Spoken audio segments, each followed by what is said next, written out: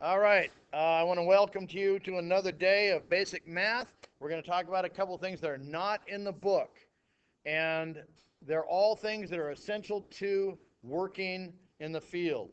First thing we're going to talk about, actually, it's not the first thing we're going to talk about, but one of the things we're going to talk about is really essential. It is the language of electrical work, and that is engineering notation. We'll get to that, but first, we're going to talk about taking a measurement from a tape measure, turning it into a decimal point, and then finding what that means back on the tape measure again.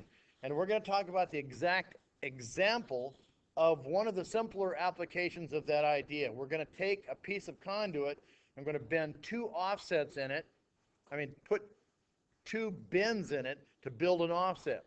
And if you need to see an example of an offset, it's right here on our north wall. That's a double set of offsets, one offset up and one offset down. You notice they're all plumb level and professional looking, and everything you need to do in the future is going to be plumb level and professional looking. Otherwise, other electricians will make fun of the things that you've done as part of your work. So, this is the things we're going to try and talk about today, moving from tape measure to decimal and back to tape measure, engineering notations, and just a little bit about Ohm's law. Okay, so we need to look at the tape measure and see that it's got sixteenths, eighths, quarters, and halves. It does not have decimal incrementation of an inch on it. So let's say that we're going to bend a piece of conduit, and we're going to say that we're going to go over an object that is 8 3/16 inches tall. We're going to use a 22.5-inch bend to do it. So we're going to bend the conduit up 22.5 degrees. We're going to go down the conduit a certain distance, and we're going to bend it back 22.5 degrees. And the distance between those bends, in this case, is known as the hypotenuse of the triangle. And the side opposite is the object we're going over. So what we need to do, we don't need to know how to do sine, cosine, tangent yet. We'll get there, but for the moment, we're just going to say that we're going to take the side opposite, we're going to divide it by the sine of the angle that we're using. So we're going to find the sine of this angle, and we're going to divide that by, we found the sine of that angle is 0.3826, and it goes on, but we're going to take our calculator out. Everybody pull out your calculator, take a look at it, turn it on, hit clear a couple times, put in sine, put in 22.5, and you get a nice long number, 0.38268342. And if we want to use that whole number, we're going to leave that in there. So now the next thing we're going to do is we need to look at, first we're going to convert our 3/16, because our object is 8 3/16, and 3/16, we need to ballpark, first we need to know how to ballpark 8ths and 16ths. And we can define the 16ths by just dividing 3 by 16 and finding that it's 0.1875. So we have 8.1875 inches if we convert to decimal. And we're going to divide that by this number right here. And the way we're going to do that is it's in there now. So we're just going to put in 8.1875 divided by second function, answer, enter. And we find that it's 21.3946855. So we're a little confused. We know where 21 inches is on the tape measure, right? Because we need now put that back on the conduit, right? And we need to do that with our tape measure. So we know that we're going to go 21 inches out, but we need to know what 0.3949685 means to us in 16ths of an inch. So we need now to guesstimate to the nearest 16th of an inch, because if you get within a 16th and you go a little more or a little less, you're going to be close enough. So first we need to know that an eighth is 0.125. And if you remember that an eighth of an inch is sort of like a buck and a quarter, and somebody's going to hand you either 3, 0.578, which is $1.25. You can remember that 1 is $1.25. 3 of them is $3.75, right? And so on. And we also need to know one other thing. Let's look at our eighths. 1/8 is 0.125. 2/8, everybody knows, is 1/4, which everybody knows is 0.25, a quarter. 3/8, 3 times $1.25 is $3.75, right? So it's 0.375. 4/8, we all know that's half, which is 0.5. And then 5/8, 5 times $1.25 is $6.25, right? If you see it as money, you can see it easily. So 0.625 is 5/8, and that's an important one. I want you to remember that 5/8 is 0.625. That's an important one. I'll come back to that in a minute.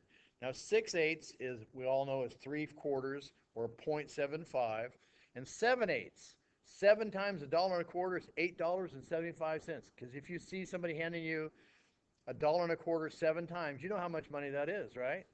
That's pretty easy to remember. 8.75, and then 8/8, of course, is 1, which is 1.0. And the problem is that we want to go to the nearest 16th, right? So now we might need to occasionally ballpark to the nearest 16th. So, well, let's look at that 5/8, because 5/8 is 10/16, and 1/10 of that, 0.625, we're going to move the decimal place over 1 place, and that's 1/10 of it, right? So we can remember that 1/16 is 1/10 of 0.625, and 1/10 of 0.625 is 0.0625. So if you're looking at a number and you're in the field and you can only use pencil and paper, you can still find the nearest 16th by adding or subtracting 0.0625 from the nearest eighth, right? So you can ballpark it without your calculator. You can do this all without your calculator. Okay, so let's go to the next slide. And we're back on our 21.39496, but now I'm going to talk about a shortcut of finding what that means. Now we've got our 21.39. Now we know we're going to go out 21 inches, but let's subtract our 21 inches. So minus 21, now we get just a decimal, right? 0.39496855, and now we're going to divide by 0.0625. And that tells us that it's 6.3 sixteenths. Now 6 sixteenths is 3/8, right? So we know that it's just slightly more. It's 30% of a 16th, less than half of a 16th beyond 3/8, right? So we would say that this is 21 and 3/8 strong. It's a little past. So if we take our tape measure, and go to that point and just go a little past, just the width of the pencil, past pencil head, past 3/8, we're going to be close enough, right? Now let's do a couple of examples where we do the exact same angle and the exact same calculation. And if we do it for 12 inches, a 12-inch object and a 14-inch object, we're going to still divide by our sine of 22.5. So let's clear and put in sine 22.5, and we have our angle, right? And now we're going to look at our 12-inch object. We're going to put in 12, and we're going to divide by, we want to use that sine we just found, right? So let's just hit second function answer and enter, and it's going to divide that for us. And we get 31.357511. Now, we know where 31 inches is on the tape measure, right?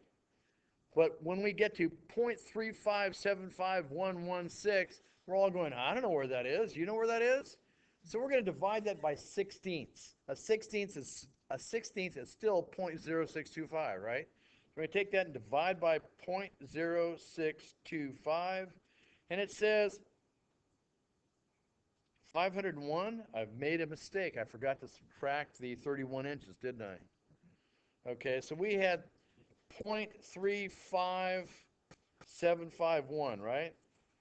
Divided by 0.0625, and we get 5.7. So 5.7 is really, really close to 6, right? It's way past 5.5. 5.5 sixteenths would be 5 sixteenths and half the way farther, another 30 seconds. So it's past the 30-second, right? So we would go to 6 sixteenths and come back to the near side of the line.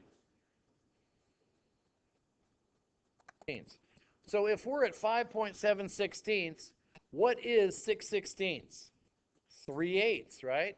So once again, we're at 31 and 3/8, except this time, or we're at 31 and 3/8, except this time we know that it's 30% of a 16th shorter than that. So we want to go to 31 and 3/8 and come back the pencil width. So we would say 31 and 3/8 weak. Now let's do the same thing for our 14-inch. So we're going to get the sine again, sine of 22.5, and we could do this for any angle, right? And we're going to hit enter, and we get 0.3826 again. And this time we're going to put in 14 divided by second function answer, enter, and we get 36.58376, 302, right? Now, we know where 36 is on the tape measure, so we're going to subtract that. Minus 36. So we get 0.58376. I don't know what that means, do you? It's a little over half an inch, right? 0.58. Everybody agree with that? You know you can ballpark that, right? So we're going to divide this by 0.0625. And it's going to give us 9.3. In other words, less. We don't want to go to the next one. We want to go to 9 sixteenths. That's a number on our tape measure, right? But it's 30% farther than that. 30% of a 16th. That's a very small distance, right? So we're going to go to 36 and 9 sixteenths strong. On the other side of the line is where we're going to mark it. Okay? And that's where we stopped before, so now we're caught up. So let's go to our next thing. And that's where I was going to write out, if I had my smart whiteboard, I would have written out all these calculations so you can see them, but you're only going to be able to hear them. So now we're going to talk about engineering notation, the language of electrical work. Okay? Let me give you some rules about engineering notation. Each unit of engineering notation is 1,000 apart from the next one. They're 1,000 apart.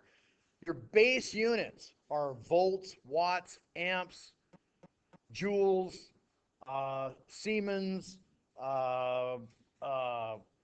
farads, whatever it might be. Whatever your base unit is, that's one of them, or up to 999 of them. Because if you've got 1,000 of them, you go up to the next higher unit, or the next. If you've got 1/1000th of them, you go to the next unit down.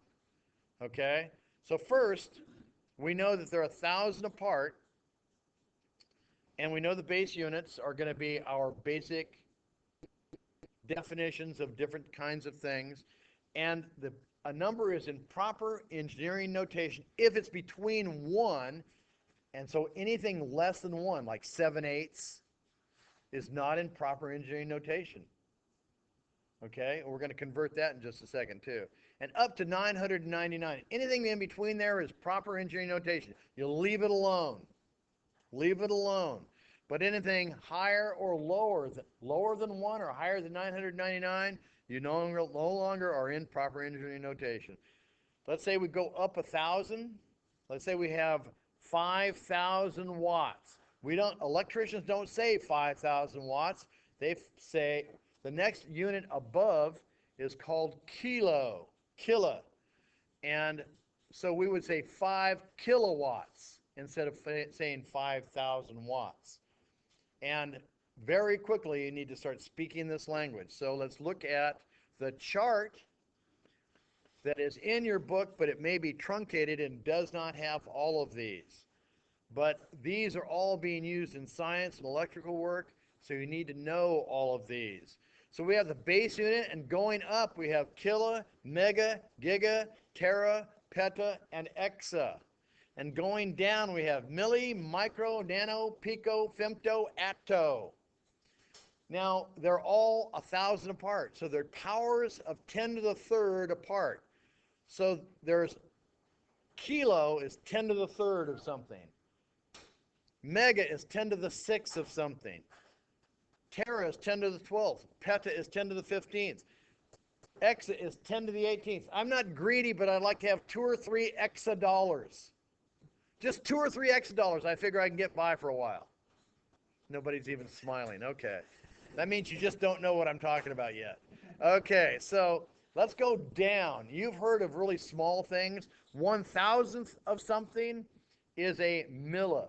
Milliamps is a fairly common thing. There's a meter that only reads milliamps. There's lots of meters that only read milliamps. They will not read a whole amp.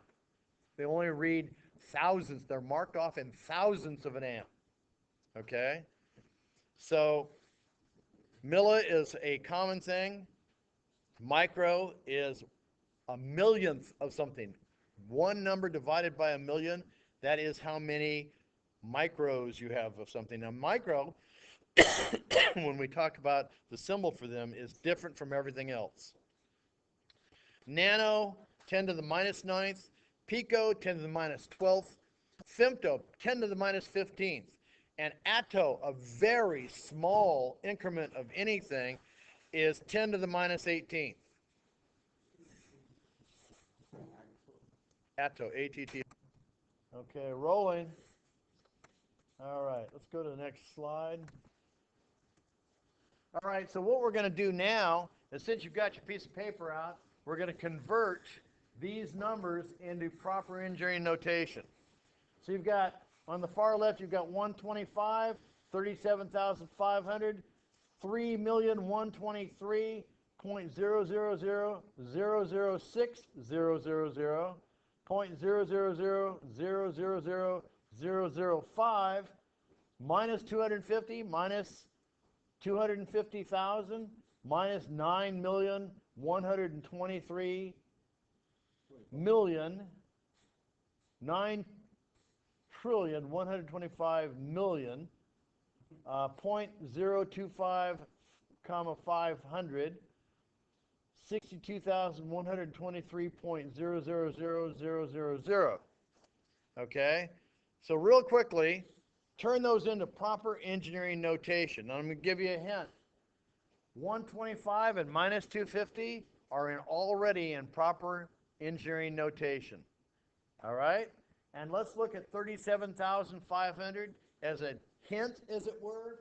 37,500 is 37.5 K something. And then if we look across on the right, we see 250,000 of something. That's 200 minus 250 K. Okay? So now do the rest of them. And I am gonna type out one thing. I just realized I want to add a slide. I don't know if I can do that here or not. Maybe. Let's see. I don't know if I can do that or not. New slide. Let's see if this will work. Okay.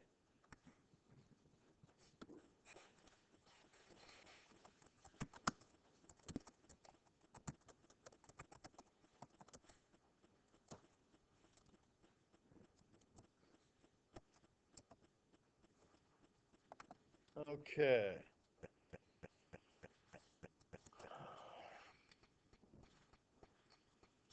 Let's see, we have, God, I can't go backwards, I don't think.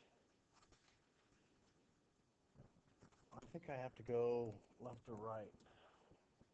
I don't think I can do this. So from base, we have Milla. I need to insert a symbol. Where's symbols? You know what? I need to put this on pause for a second. All right, so our new slide that we just added has kind of a thing. Right here at the base, it meets. You see that?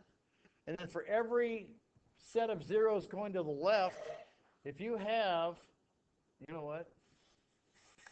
You've got to have 3 in here. I take it back. We're going to have to change this slide.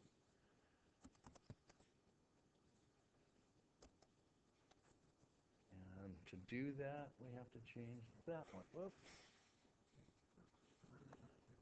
Pause one more time.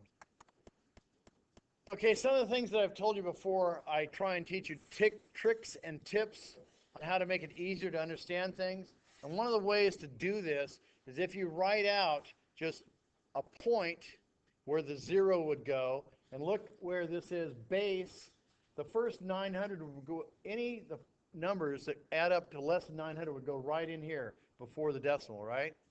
So that's base units. Those are okay. But when you have more than 3 zeros behind the number, it's going to be a kilo. When you have more than 6 zeros behind it, it's going to be a mega. When you have more than 9 zeros, or 10 to the 9th, it's going to be mega, giga, tera, peta, and exa. Going down, milli, micro, nano, pico, femto, atto. And I want you to take a look at the fact that all the little ones are small letters. All the higher powers are capitals. And then one of the reasons for that is we have a milli and we have a mega. And knowing the difference between milli and mega is kind of a big difference, right? Okay? So we're going to work with this a little bit. Let's go down to go up to our worksheet, and we'll look at this, and maybe we'll go up there, maybe we won't. There we go. So now if you wrote down that little trick to remember where things go, if you'll write that down, it'll get a whole lot easier to convert these numbers into proper engineering notation. So if you'll copy that little thing down, you don't have to do it now, you can do it at home when you're looking at this video later. But if you have copied it down, then you could look at this list right here and figure out very quickly. This is milli, micro, right? And that's where you have a number. So it's 6 micro somethings, right? Don't worry about the zeros behind that unless there's numbers in it. It would be 6 point something micros if there are numbers behind that.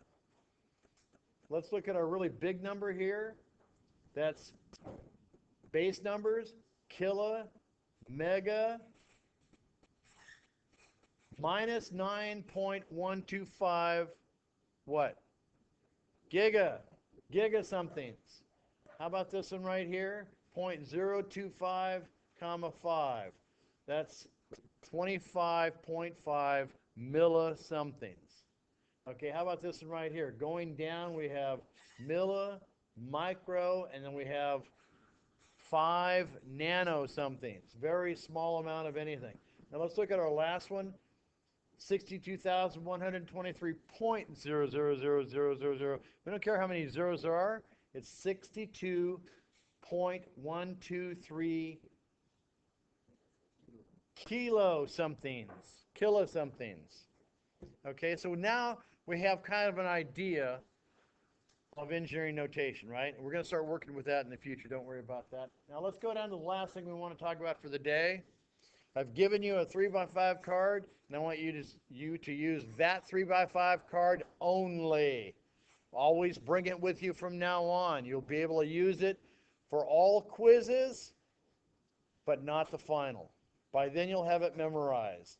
Okay, now if you look at the top, I want you to notice that there are 2 circles.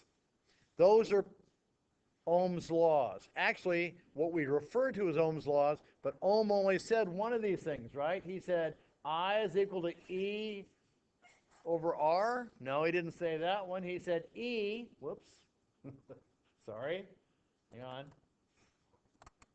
He said E is equal to I times R, right?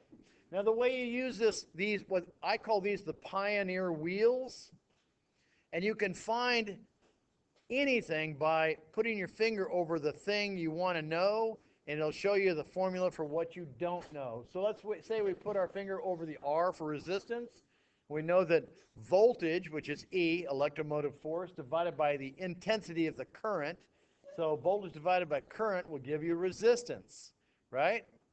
If you look at I, the current, the intensity of the current is equal to the electromotive force of the voltage divided by the resistance. You see it? E divided by R. And E, the voltage, is of course the current times the resistance. You see how the Pioneer wheel works? Now this one over here is a power wheel. The Pioneer power wheel. Power is equal to current times voltage. What do we call that? Current times voltage. Apparent power, not watts. If and only if it's DC power only and resistive loads only, yes, we can say it's watts. But any other time, we call that apparent power. Okay?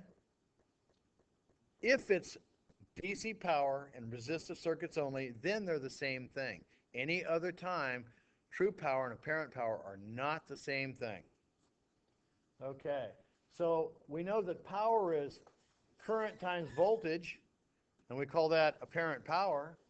Or we could, if we have the power, we have voltage, we could find the current by dividing the power by the voltage to get the intensity of the current, right? Or we could divide the power by the current to find the voltage. So now, you have 3 formulas on this side and 3 formulas on this side. Is that correct? Okay. Now, we're going to derive 2 other rules from this. And as I said, you're going to remember this because you're going to refer to it about between 16 and 150 times between now and next month. This will be burned in your memory. You won't need that little Pioneer wheel anymore. You won't need the Ohm's law wheel with 900 formulas, because you'll know that you only use these three, and 2 other we can derive from that, and that's all you ever need to know. So you never need that little wheel that's on that sticker. You don't need that. You will never ever need that again. You don't need to ask anybody, what is Ohm's law again? No, it will be burned in your brain. We're going to derive 2 formulas for this fairly soon, and from those 3, 6, 7, 8 formulas, you can do anything in electrical work you ever need to do. If you can't do it with those 8 formulas, it can't be done. Okay? I'm serious. And once you remember all of those, and you will, you don't need to have an uglies. You don't need to have that sticker on anything. It doesn't matter. It's always with you. It's between your ears.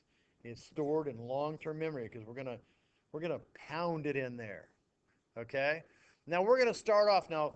Theoretically, we don't need to get into this until next lecture, which is tomorrow. But we're going to start a little early on that because we're going to start talking about series circuits tomorrow. So we're going to talk about the series rules. And the series rules, your card is going to look exactly like this, except you're going to have that light blue plaid underneath it. I want you to write on the front of it. I want you to make an exact copy of this card. You don't have to do it now. Do it tonight when you're looking at this thing later, because you're going to make it really neat because you're going to look at it a lot of times this semester. Okay? So the first rule and the most important rule is not number 1. That's not the most important rule. Power is always additive. That is true, but that's kind of rule number 4. The least important. Okay? The most important rule on here is current is constant. That should be rule number 1. I should change this card, but I'm not going to. You're going to make rule number 1, current is constant. It's the most important rule in series, and I'll tell you why later. All you need to know for the moment is that rule number 1 is current is constant. Rule number 2 is voltage is additive. In other words, the voltage drop across one resistor plus the voltage drop across another resistor plus the voltage drop across another resistor is the total voltage drop, or the total voltage supplied. Okay? Everybody understand that? The same thing is true of resistance. If you take the resistance of 1, the resistance of resistor 2, the resistance of resistor 3, and add them up, that's the total circuit resistance. What a shock. Nice and easy. But remember, when we say resistance here, we're talking about pure DC resistance. Okay? We're not talking about impedance, because impedance is a completely different idea. So keep in mind that this is just DC resistance. It's additive. Because once you get into AC, nothing adds up easily. Okay? And then our final one is power is always additive. What kind of power is always additive? Is it apparent power? No. True power is always additive. Apparent power is not always additive. So there's kind of fallacy. Now, something that you can't figure out right now, leave a space for this rule right here. Just leave a space for it because we're going to put that in later. Don't worry about putting that in today. That's called the general voltage divider rule. We're going to get to that later. You're not ready for that. So just leave a space for that at the moment. Okay? And down here at the bottom, series circuits are voltage dividers. I want you to write that across the bottom of the card in nice bold letters because you're going to repeat that back to me many times in the future, that series circuits are voltage dividers. Remember we said that the voltage is additive? That resistor 1, resistor 2, and resistor 3 might be different resistances. We might have 12 volts going into this thing. Do you know that you all have a voltage divider in your car right now, probably? Does anybody have a device where you plug it into the cigarette lighter and you plug your cell phone charger into that? You know what that thing is? That's a thing that has 2 resistors in it. It divides the voltage up so that your charging device only gets 3 volts. And the resistor that's not being the supply voltage to your charger is dropping the rest of the voltage across that resistor. That's all it is. It's 2 little resistors. Can you believe you're paying, what is it, $15 for a little piece of plastic with 2 resistors in it and a little plug? Wow, what a rip. Okay? What are they penalizing you for?